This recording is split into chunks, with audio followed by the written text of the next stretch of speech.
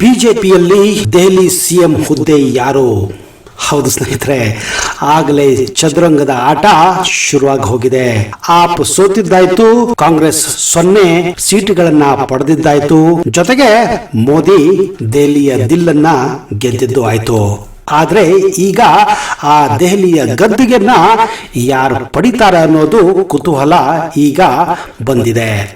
ಹೆಜ್ಜೆ ಹೆಜ್ಜೆಗೂ ಹೊಸ ಮಾಹಿತಿ ಬರ್ತಾ ಇದೆ. ಹೆಜ್ಜೆ ಹೆಜ್ಜೆಗೂ ಹೊಸ ಹೆಸರುಗಳು ಕೇಳ್ಪಡ್ತಾ ಇದೆ. ಭಾರತೀಯ ಜನತಾ ಪಕ್ಷ ಸರಿಸುಮಾರು 27 ವರ್ಷದ ಸುದೀರ್ಘ ಕಾಯುವಿಕೆ ನಂತರ ದೆಹಲಿ ವಿಧಾನಸಭೆ ಚುನಾವಣೆಯಲ್ಲಿ ಬಹುಮತ ಪಡೆದು ಅಧಿಕಾರದ ಸಿದ್ಧತೆಯನ್ನ ನಡೆಸಿದ್ರೆ ಒಳಗೆ ಈಗ ರಾಜಕೀಯ ಅಲ್ಲಿಯೂ ಕೂಡ ಸ್ಟಾರ್ಟ್ ಆಗಿ ಹೋಗಿದೆ. ಹೌದು, ಸಿಎಂ ಹುದ್ದೆ ಅಂದ್ರೆ ಹಾಗೇನೆ ಸ್ನೇಹಿತರೆ. ಹಿಂದೆ ಕರ್ನಾಟಕದಲ್ಲಿ ಇಲೆಕ್ಷನ್ ಆಗಿ ರಿಸಲ್ಟ್ ಆಗಿ 10-15 ದಿವಸ ಆದ್ರೂ ಕೂಡ ಸಿಎಂ ಯಾರು ಅಂತಾನೆ ಗೊತ್ತಿರಲಿಲ್ಲ ಅನ್ನೋ ಮಾಹಿತಿ ನಿಮಗೆ ನೆನಪಿರಲಿ. ಅದಕ್ಕೆ ಹೊಡೆದಾಟ ನಡೆದಿದ್ದು ನಮ್ಮ DKC ಹಾಗೂ ಸಿದ್ದರಾಮಯ್ಯ ನಡುವೆ. ಅದು ನೇರ ಹೊಡೆದಾಟಗಳು ಆಗಿದ್ದವು.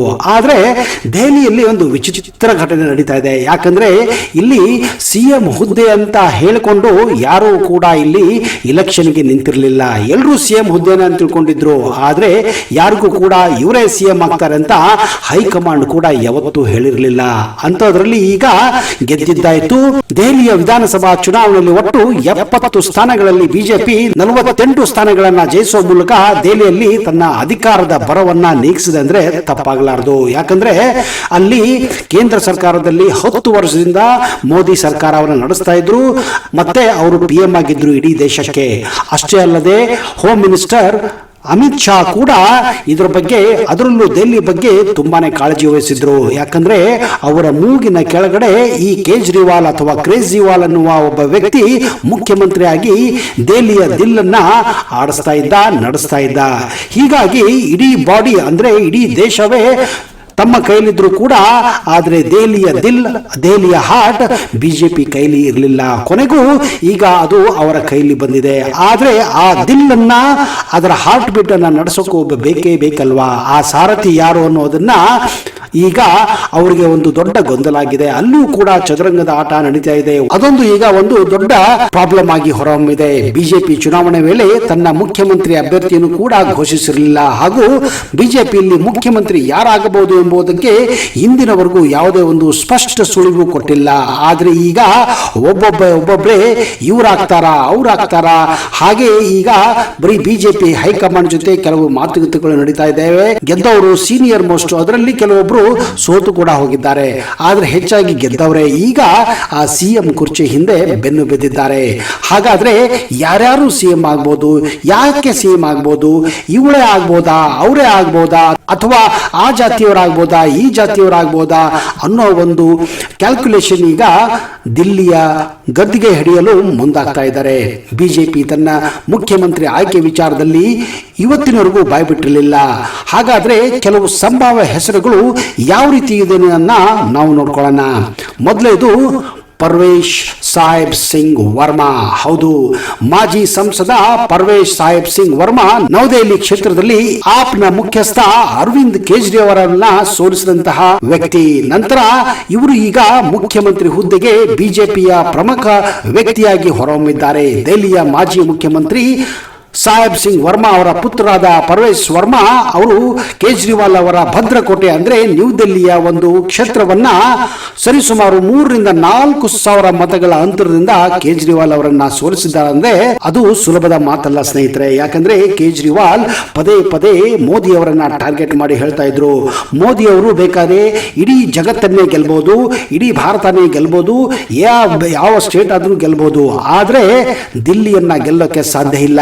ಅವರು ಇನ್ನೊಂದು ಜನ್ಮ ಎತ್ತು ಬರಬೇಕು, ಆಗ ಮಾತ್ರ ದಿಲ್ಲಿಯನ್ನ ಗೆಲ್ಬಹುದು. ಆದ್ರೆ ಈ ಜನ್ಮದಲ್ಲಿ ಮಾತ್ರ ದಿಲ್ಲಿಯನ್ನ ಗೆಲ್ಲಕ್ಕೆ ಸಾಧ್ಯ ಇಲ್ಲ, ಅದು ನಾನಿರುವಂತೂ ಸಾಧನೆ ಅಲ್ಲ ಅನ್ನೋ ಮಟ್ಟಿಗೆ ಅಹಂಕಾರದ ಮಾತುಗಳನ್ನ ಆಡಿದ್ರೆ.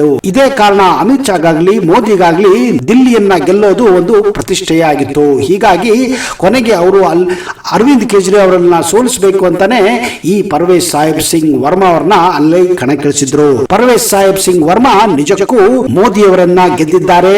ದಿಲ್ಲಿಯನ್ನ ಗೆದ್ದಿದ್ದಾರೆ. ಅದು ಕೂಡ ಯಾರನ್ನ ಸೋಲಿಸಿ ಗೊತ್ತಾ? ಅರವಿಂದ್ ಕೇಜ್ರಿವಾಲ್ ಅವರನ್ನ. ಬರೋಬ್ಬರಿ ಹ್ಯಾಟ್ರಿಕ್ ಮೂಡಲ್ಲಿ ಇದ್ದಂತಹ ಅರವಿಂದ್ ಕೇಜ್ರಿವಾಲ್ ಅವರನ್ನ 4,000 ಓಟುಗಳಿಂದ ಸೋಲಿಸಿ ಅವರೀಗ ತಾವು ಕೂಡ ಮುಖ್ಯಮಂತ್ರಿಯ ದಾವೇದಾರಕ್ಕೆ ತಾವು ಒಬ್ಬ ಮುಖ್ಯ ಕ್ಯಾಂಡಿಡೇಟ್ ಅಂತ ಒಬ್ಬರಾಗಿದ್ದಾರೆ.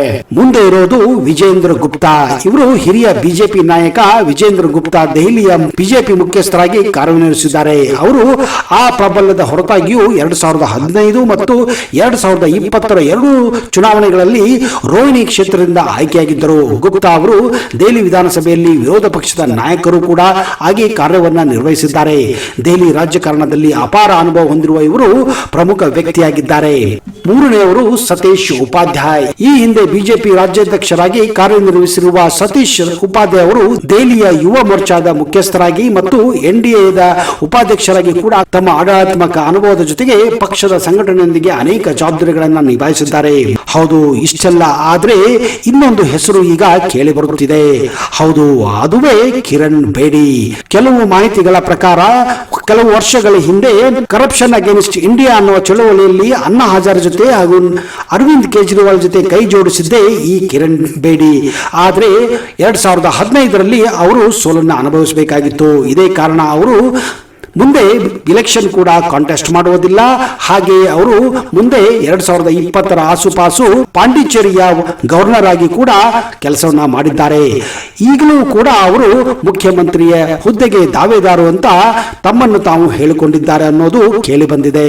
ಆದರೆ ಇನ್ನೊಂದು ಕುತೂಹಲಕಾರಿ ಹಾಗೂ ನಿಗೂಢ ಅಭ್ಯರ್ಥಿ ಅಂದ್ರೆ ಹಿಂದಿನ ಮಾಜಿ ಕೇಂದ್ರ ಸಚಿವೆ ಸ್ಮೃತಿ ಇರಾನಿ. ಹೌದು, 2024 ಚುನಾವಣೆಯಲ್ಲಿ ಅಮೇಥಿಯಿಂದ ಸೋತಂತಹ ಸ್ಮೃತಿ ಇರಾನಿ ಈಗ ದೆಹಲಿ ಮುಖ್ಯಮಂತ್ರಿ ಹುದ್ದೆಗೆ ಕಣ್ಣಿಟ್ಟಿದ್ದಾರೆ ಅನ್ನೋದು ಕೂಡ ಕೇಳಿ ಬರುತ್ತಿದೆ. ಹೌದು, ಅವರು ಕೂಡ ಹಾಗೂ ಬಿಜೆಪಿ ಪಕ್ಷವನ್ನ ಕಟ್ಟುವುದರಲ್ಲಿ, ಅದರಲ್ಲೂ ಉತ್ತರ ಪ್ರದೇಶದಲ್ಲಿ ತಮ್ಮ ಭಾರಿ ಭಾಷಣಗಳೊಂದಿಗೆ ಹಿಂದೆ ರಾಹುಲ್ ಗಾಂಧಿ ಅವರನ್ನ ಅಮೇಥಿಯಲ್ಲಿ ಸೋಲಿಸಿ ಆ ಸೀಟನ್ನ ಕೂಡ ಗೆದ್ದಿದ್ದರು. ಇದೇ ಕಾರಣ ಅವರ ಮಾತಿನ ಚಾತುರ್ಯ ಹಾಗೂ ಅವರ ಕಾರ್ಯವೈಖರಿ ಕೊಂಡು ಬಿಜೆಪಿಯ ಹೈಕಮಾಂಡ್ ಕೂಡ ತುಂಬಾ ಖುಷಿಯಾಗಿತ್ತು. ಆದರೆ ಸೋತ ನಂತರ ಅವರು ಈಗ ಸುಮ್ಮನಾಗಿದ್ದರು. ಆದರೆ ದೆಹಲಿ ವಿಧಾನಸಭಾ ಚುನಾವಣೆಯಲ್ಲಿ ಗೆಲುವಿಗೆ ಅವರು ಕೂಡ ಪ್ರಮುಖ ಪಾತ್ರವನ್ನ ವಹಿಸಿದ್ದಾರೆ ಅನ್ನೋದು ಕೇಳು ಬಂದಿದೆ. ಇದೇ ಕಾರಣ ಅವರು ಕೂಡ ದೆಹಲಿಯ ಮುಖ್ಯಮಂತ್ರಿ ಹುದ್ದೆಗೆ ಪ್ರಮುಖ ದಾವೇದಾರರು ಎಂದು ಕೇಳಿಪಟ್ಟಿದೆ. ಹಾಗಾದ್ರೆ ದೆಹಲಿಯ ದಿಲ್ಲನ್ನ ಗೆದ್ದಂತಹ ಭಾರತೀಯ ಜನತಾ ಪಕ್ಷದ ಮುಖ್ಯಮಂತ್ರಿ ಯಾರು ಅಂತ ಕೇವಲ ಇನ್ನು 2 ದಿವಸಗಳಲ್ಲಿ ಕೇಳಿ ಬರಲಿದೆ. ನಿಮ್ಮ ಪ್ರಕಾರ ಯಾರು ಆ ದೆಹಲಿಯ ಮುಖ್ಯಮಂತ್ರಿ ಆದ್ರೆ ಒಳ್ಳೆಯದು ಅನ್ನೋದನ್ನ ದಯವಿಟ್ಟು ಕಮೆಂಟ್ ಬಾಕ್ಸ್ ಅಲ್ಲಿ ಹಾಕಿ. हम राजनीति में कोई सत्ता के लिए नहीं आए. हम राजनीति को एक जरिया मानते हैं जिसके जरिए जनता की सेवा की जा सके, जिसके जरिए लोगों के सुख दुख में काम आया जा सके. नमस्कार.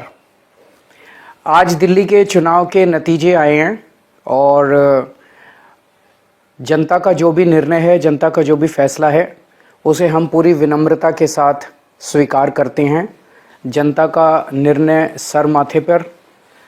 मैं भारतीय जनता पार्टी को इस जीत के लिए बहुत बहुत बधाई देता हूं और मैं उम्मीद करता हूं कि जिस उम्मीद के साथ और जिस आशा के साथ लोगों ने उनको बहुमत दिया है, वो उन सभी उम्मीदों और आशाओं पे पूरा उतरेंगे.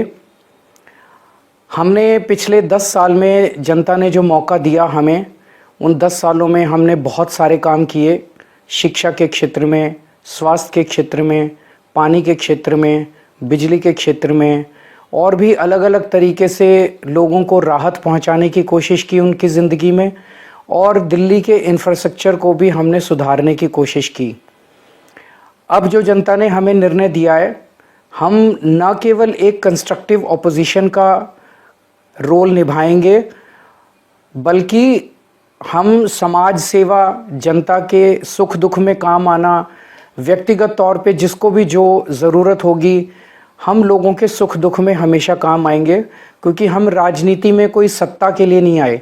हम राजनीति को एक ज़रिया मानते हैं जिसके ज़रिए जनता की सेवा की जा सके, जिसके ज़रिए लोगों के सुख दुख में काम आया जा सके. वो काम हम करते रहेंगे और हमें आगे भी इसी तरह से जनता के सुख दुख में काम आना है. मैं आम आदमी पार्टी के सभी कार्यकर्ताओं को बहुत बहुत बधाई देना चाहता हूँ। वो बहुत शानदार चुनाव लड़े, बहुत मेहनत की, उन्होंने बहुत कुछ सहा इस पूरे चुनाव के दौरान।